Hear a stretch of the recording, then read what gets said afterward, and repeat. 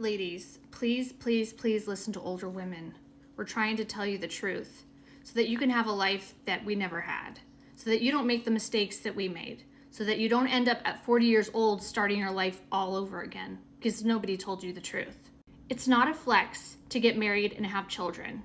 The patriarchy wants to congratulate you and tell you this is the most special day of your life because they got you. They brainwashed you. Now you're laying next to a man in his bed every single night, giving him access to your body and free labor for the rest of your life. Congratulations on getting scammed.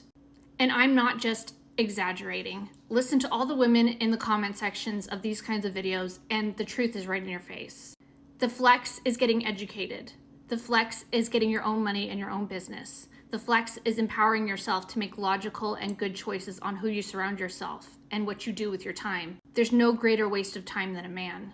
Last night I was up in my bed thinking about how to make great content, how I could monetize this, now I could make money doing that. And then my mind wandered to spirituality and consciousness and how my mind interacts with my world and how my life changed when I started to deeply work on myself. When I turned away from everyone else who was trying to use me and grab my time and resources. You must be selfish. You must be selfish because you have nothing to give otherwise to this world. You must be selfish because you will have nothing to give to your child. You can do it the hard way, but that's not going to be easy. My advice to you is to be like a man. You see, they tell men a very different story. They say, get your money, get your career going, and then get married and have a family. But to women, they say, get married and have a family. They want you always in a less power position than a man, because a man has a real big problem. He realizes that we do have a lot of power because we're very desirable and valuable to our world. So they need you in a less power position so that you can depend on them. The dependency system works all over the world in many different ways. Citizens depend upon their governments, students depend upon their teachers. Even a workout coach said they just need their clients to depend on them so that they can make money. The true leader and teacher is the one who empowers those to fish for themselves, who says you can be independent and sovereign. Please get your independence first. Have your own money, your own shelter, your own career, and your own mind. It's a much different viewpoint when you have your own money, and when a man approaches you, you're not assessing him for survival. You're not assessing him in that way at all because you can stand on your own. Shira 7 has greatly impacted me and woken me up in many different ways.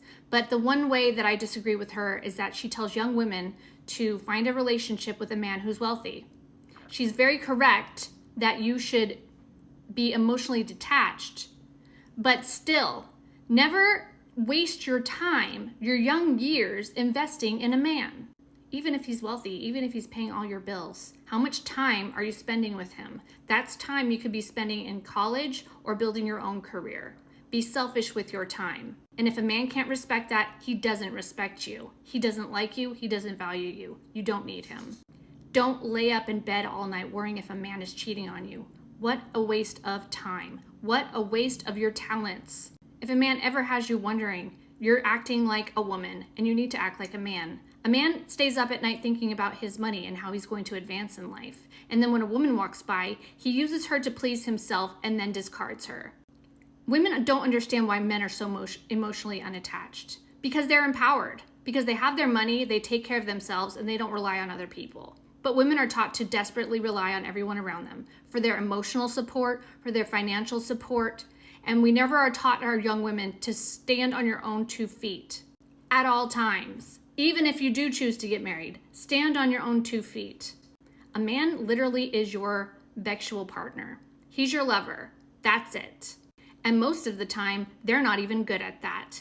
And I would ask you to be extremely selfish with a man who doesn't treat you right inside the bedroom. If he doesn't treat you right, he doesn't care about you. He doesn't love you. He's just using you. We have an advantage that they don't.